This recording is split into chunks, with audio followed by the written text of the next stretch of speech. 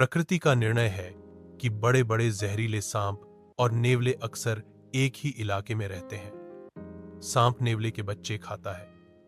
नेवला अपने बच्चों की हिफाजत के लिए फिर सांप खा जाता है। लोग समझते हैं कि नेवले पर सांप का जहर असर नहीं करता। निश्चित रूप से नेवले के तंत्रिका तंत्र में ऐसे रिसेप्टर्स होते हैं जिसके कारण विष उस पर कम और जल्दी असर नहीं करता, लेकिन यह विष से पूरी तरह सुरक्षित नहीं होते। नेवला लेकिन सांप से लड़ना सीख चुका है।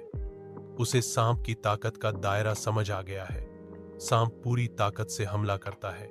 वह या तो उसे काट सकता है या उससे लिपट कर इतना दबा सकता है कि नेवले का दम ही घुट जाए और हड्डी पसली एक हो जाए। नेवला सांप के इन दो हथियारों से अपना बचाव करता है।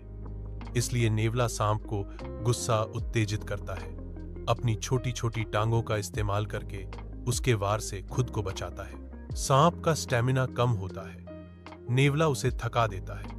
थक कर सांप के वार में अब वह तेजी नहीं रहती।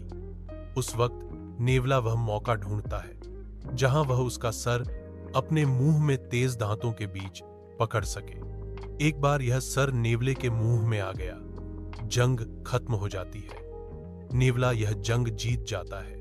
एक छोटा सा नेवला एक लंबे जहरीले मोटे सांप से यह जंग इसीलिए जीत जाता है क्योंकि नेवला सांप से डरता नहीं है। हम इंसानों के डर खौफ जबकि अजीब है। मसलन हमें शेर और सांप से तो डर लगता है, मच्छर से नहीं। जबकि शेर सालाना लगभग 250 लोग मारते हैं, सांप 1 लाख, जबकि मच्छरों से हुई मौतें मिलियंस में होती हैं।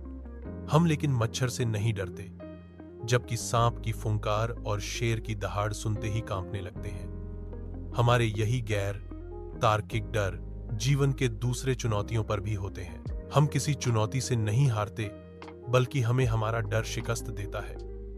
कामयाब फिर वही लोग होते हैं जो नेवले की तरह बहादुर, तेज, तर्रार, मौकापरस्त और हिम्मत वाले होते हैं। ये खौफ के सामने खड़े हो जाते हैं। ये जिंदगी के चुनौतियों के सामने कह कहा लगाना सीख जाते हैं और मौका मिलते ही उसे दबोच लेने का हौसला रखते हैं।